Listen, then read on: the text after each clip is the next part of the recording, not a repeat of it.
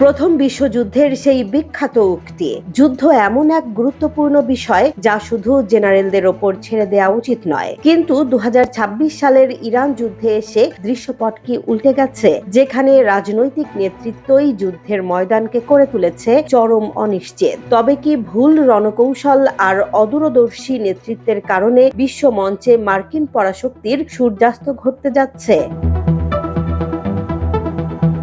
প্রুশীয় সামরিক তাত্ত্বিক curl von ক্লজউইৎ বলেছিলেন, যুদ্ধ হলো রাজনীতিরই একটি বিকল্প অংশ, অর্থাৎ যুদ্ধের লক্ষ্য এবং সমাপ্তি নির্ধারণ করবে রাজনৈতিক নেতৃত্ব আর তা বাস্তবায়ন করবে সামরিক বাহিনী। কিন্তু বর্তমান ইরান যুদ্ধে ডোনাল্ড ট্রাম্প এবং মার্কিন প্রতিরক্ষা মন্ত্রী পিট হেগসেতের ভূমিকা নিয়ে খোদ সমরবিদরাই প্রশ্ন তুলছেন। এক সপ্তাহের মধ্যে যুদ্ধ শেষ করার যে ঘোষণা ট্রাম্প দিয়েছিলেন, তা এখন মাসের পর মাস ধরে চলছে, যা মার্কিন সামরিক ইতিহাসের এক বড় ব্যর্থতা হিসেবে দেখা দিচ্ছে।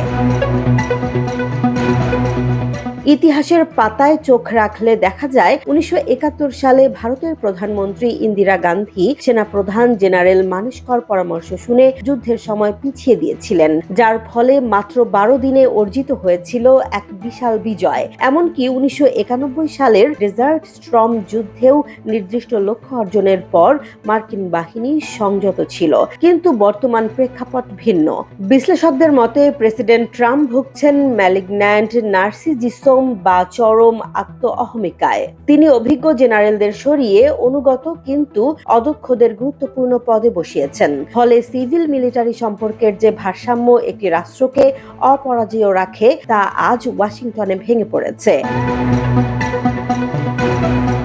ভিয়েতনাম কিংবা আফগানিস্তানের পরাজয় থেকেও শিক্ষা নেয়নি বর্তমান হোয়াইট হাউস। কোনো নির্দিষ্ট লক্ষ্য ছাড়া যুদ্ধে জড়িয়ে পড়া এবং শত্রুকে তুচ্ছ জ্ঞান করার যে সংস্কৃতি ট্রাম্প চালু করেছেন, তার মূল্য দিচ্ছে সাধারণ মানুষ। স্কুলে টেমাহক মিসাইল হামলা কিংবা শিশুদের প্রাণহানি নিয়ে ট্রাম্পের উদাসীনতা বিশ্বজুড়ে মার্কিনীদের নৈতিক অবস্থানকে প্রশ্নবিদ্ধ করেছে। সমরবিদদের আশঙ্কা, এই যুদ্ধের পরিণতি শুধু একটি সামরিক পরাজয় নয়, বরং আধুনিক বিশ্বে মার্কিন যুক্তরাষ্ট্রের একক আধিপত্য বা পরাশক্তি হিসেবে অবস্থানের চিরস্থায়ী বিলুপ্তি ঘটতে পারে।